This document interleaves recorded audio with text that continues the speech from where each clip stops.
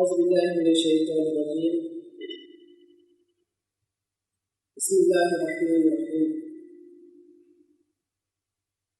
اللهم صل على محمد وعلى آل محمد كما صليت على إبراهيم وعلى آل إبراهيم إنك حميد مجيد. اللهم بارك على محمد وعلى آل محمد كما باركت على إبراهيم وعلى آل إبراهيم إنك حميد مجيد.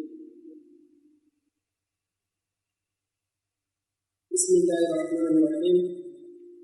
يا أيها الذين آمنوا كونوا قوامين لله شهداء بالقسط ولا يجرمنكم شنآن قوم على ألا تعدلوا اعدلوا هو أقرب للتقوى واتقوا الله إن الله خبير بما تعملون. Ô vous qui croyez, soyez fermes dans la cause d'Allah en portant témoignage avec justice. Et ne laissez pas l'hostilité d'un peuple vous inciter à agir autrement qu'avec justice. Soyez toujours équitables, car l'équité est plus près de la piété. Et craignez Allah, assurément Allah est très conscient de ce que vous faites. Cher Ali Saïd, la Jamaat islamique Ahmadiyya de Côte d'Ivoire, cher Saïd Saïd de la Jamaat islamique Ahmadiyya de Côte d'Ivoire, distingués invités à vos rangs de qualité, nous saluons tous avec la salutation islamique. Assalamu alaikum wa rahmatullahi wa barakatuh. Le sujet de communication qui nous a été donné de traiter ce matin est la justice, gage d'harmonie de société. Selon les juristes romains, la justice donne à chacun son dû et l'injustice peut donner trop ou pas assez. Donner à qui n'a pas le droit de recevoir ou ne pas donner à qui doit recevoir.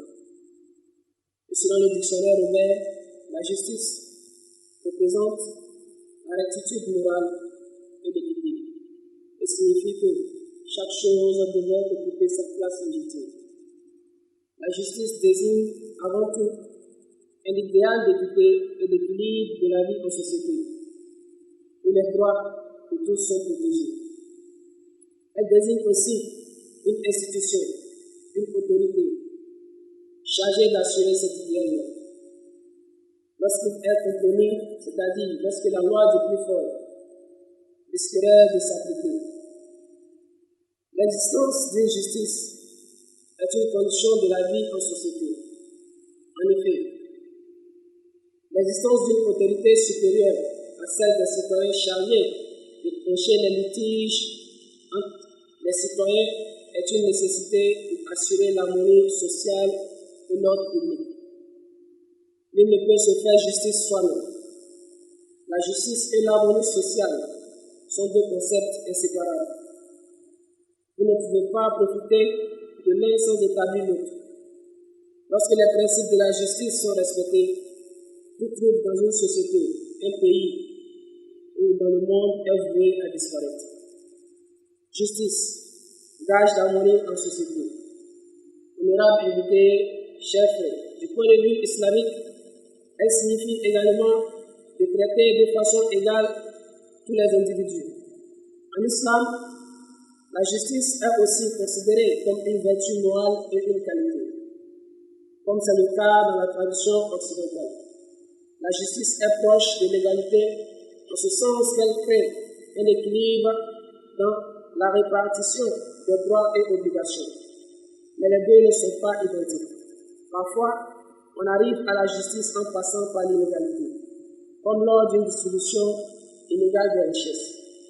Le prophète Mohammed sallallahu alayhi wa sallam de l'islam dit: il y a cette catégorie de personnes que Dieu abritera sous son ombre au jour où il n'aura aucune ombre à part la sienne. L'une d'elles est le dirigeant juste, qui est mentionné dans le Sahih Bukhari. Dans un autre hadith, le saint prophète Mohammed sallallahu alayhi wa sallam dit: ô mes serviteurs, je me suis interdit l'injustice à moi-même, et je vous l'ai également interdite. Ne soyez donc pas injustes les uns envers les autres. Ainsi, la justice représente la rectitude morale et l'équité, et signifie que chaque chose devrait occuper sa place légitime. L'importance de la justice. Le Coran, qui est l'écriture sacrée de l'islam, considère la justice comme une vertu suprême.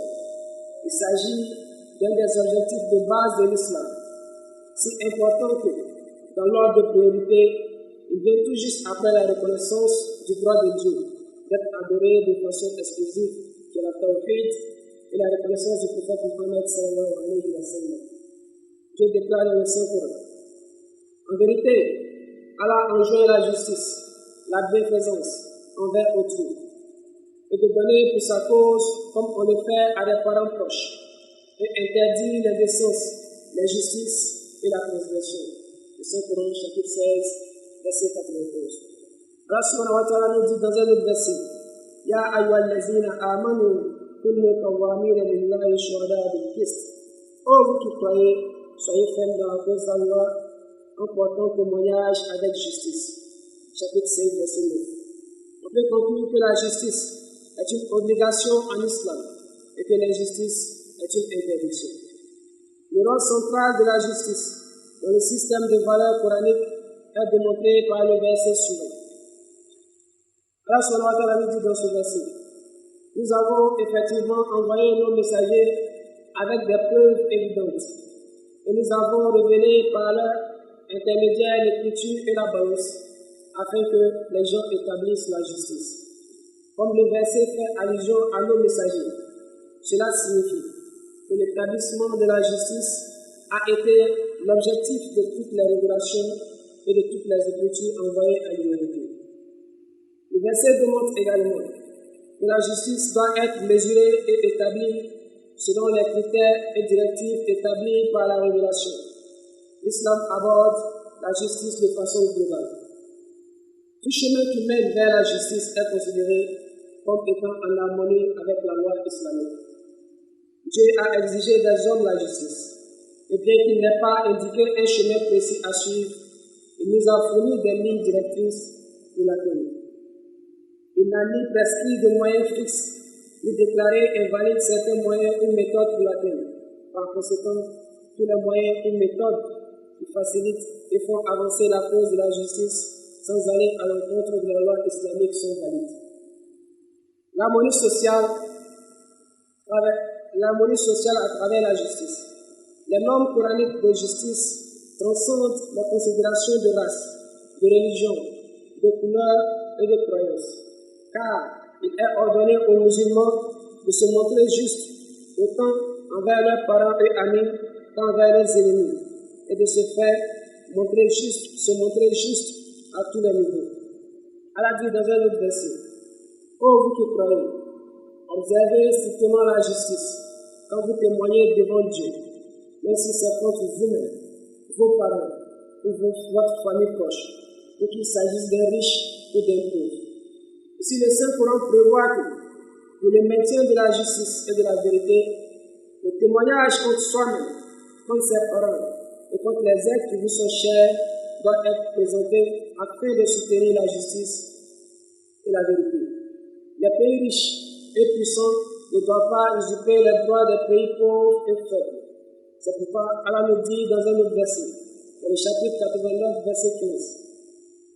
Plutôt le verset 89 du chapitre 15. Ne regardez surtout pas avec envie les choses dont nous avons donné jouissance temporaire à certains couples d'entre eux. Ne t'afflige pas à leur sujet et abaisse ton aile pour les croyants. Ce verset préconise une autre condition pour instaurer l'harmonie sociale, fondée sur la justice entre les peuples. Ce verset nous dit aussi qu'aucune nation ne doit convoiter les ressources ou les richesses d'une autre. De même, aucun pays n'est autorisé à faire main basse sur les ressources d'un autre pays, sous le prétexte fallacieux de les aider au développement. D'autre part, payant d'apporter leurs expertises techniques.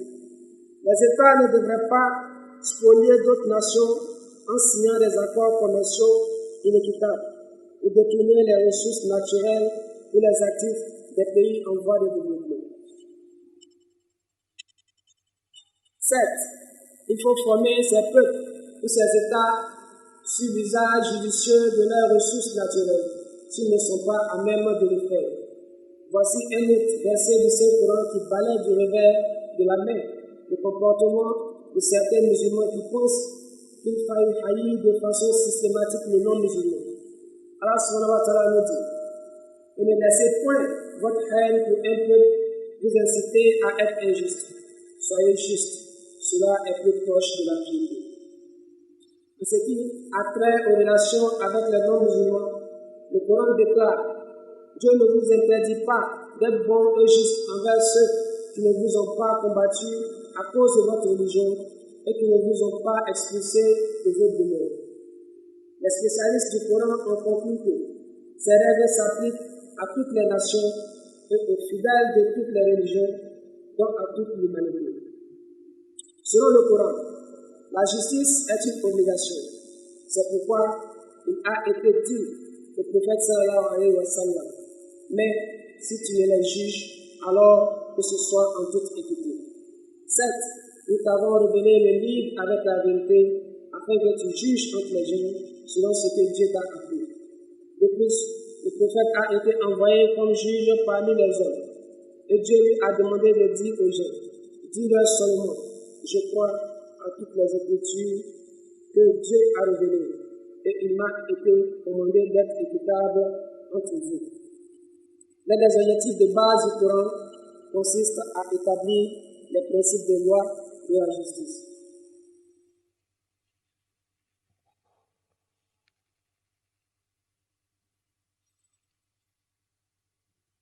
Ici, la loi s'applique à tous et affirme qu'il s'agit là d'un droit qui revient à tous les êtres humains selon la loi islamique. L'engagement intemporel du Coran aux normes fondamentales de justice se traduit en ces termes: et la parole de ton Seigneur s'accomplit en toute vérité et équité. Nul ne peut modifier ses paroles. Appliquer la justice est une responsabilité que Dieu a confiée aux êtres humains. Et en ce sens, elle doit être appliquée avec un discernement qui va au-delà d'une simple conformité rigide à un ensemble de règles. Le Coran dit: certes, Dieu vous commande de rendre leur dépôt à leurs propriétaires et de juger avec équité lorsque vous jugez entre les gens. La justice et le moi. Le concept coranique de la justice fait aussi de cette dernière une vertu personnelle et un niveau d'excellence morale qu'un croyant est encouragé à atteindre et qui fait partie de la conscience permanente qu'il a de la présence de Dieu. Dieu dit: soyez justes, cela est plus proche de la piété. Le prophète sallallahu alayhi wa sallam a dit: crains Dieu et sois juste envers tes enfants. Le Coran dit aux croyants: et si vous donnez votre parole soyez équitables, même si cela va à l'encontre de l'intérêt d'un proche parent. En conclusion, établir la justice, selon Sarkozy, un grand juriste musulman, est classé comme un acte de dévotion le plus noble qui soit, tout juste après la croyance en Dieu. C'est la plus grande des responsabilités confiées au prophète. Et c'est la plus grande justification de l'intendance de l'homme sur terre. Et pour paraphraser le quatrième calife de la Jamaat islamique Ahmadiyya, il dit « Sans justice, il n'y a pas de paix ». Donc sans justice, le monde sera toujours dans un calme relatif et dans une perpétuelle recherche de paix. En ces temps incertains et instables, je crois fermement que critiquer l'autre ne sert pas à grand chose et ne fait qu'accentuer la division et l'animosité. Pour l'heure, nous devons essayer de faire tomber les barrières de la peur qui nous divise. Au lieu d'ériger des murs qui nous séparent, baptisons des ponts pour nous unir. Il est tragique de constater qu'il ne se passe pas un jour sans qu'une nouvelle information sur des attaques terroristes fasse les titres. Le monde est indéniablement plus dangereux aussi bien pour les musulmans que pour les non-musulmans. Nous devons, en conséquence, combattre toute forme d'oppression, de haine et utiliser toutes nos capacités afin de favoriser la paix dans le monde.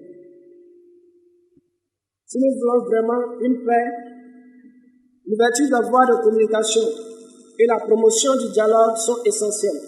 Si le malaise du monde ne fera qu'empirer, même si certaines lois sont en vigueur, elles ne sont pas appliquées comme il se doit.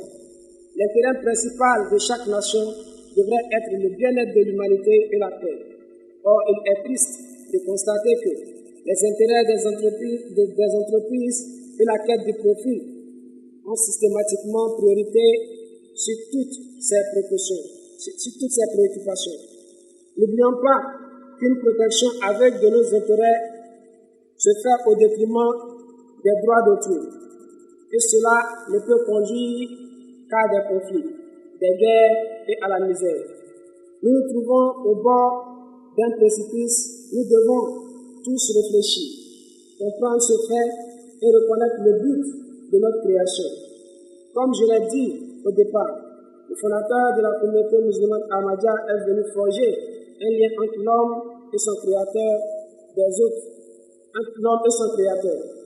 Je prie du fond de mon cœur que le monde revienne à la raison avant qu'il ne soit trop tard. Mon message à l'humanité est de penser au lendemain et non pas à se contenter du présent. Laissons derrière nous un héritage d'espoir et d'opportunités pour nos enfants au lieu du fardeau des conséquences horribles de nos péchés. Je prie pour que Dieu accorde le bon sens aux gens de ce monde et que les nuages menaçants qui se forment au-dessus de nous, Allah subhanahu wa ta'ala nous en préserve de tous ces différents facteurs-là. Et je pense que si nous faisons l'effort d'établir la justice entre nous, c'est ce qui sera un facteur qui nous permettra de cohabiter en société. Car sans la justice, il n'y a pas de paix. Sans la justice, il n'y a pas de fraternité. Car sans la justice, l'amour réel ne pourra jamais régner entre nous. Allah subhanahu wa ta'ala nous permettre à tous d'être des hommes justes et d'établir la justice dans la société. Assalamu alaikum wa rahmatullahi wa barakatuh.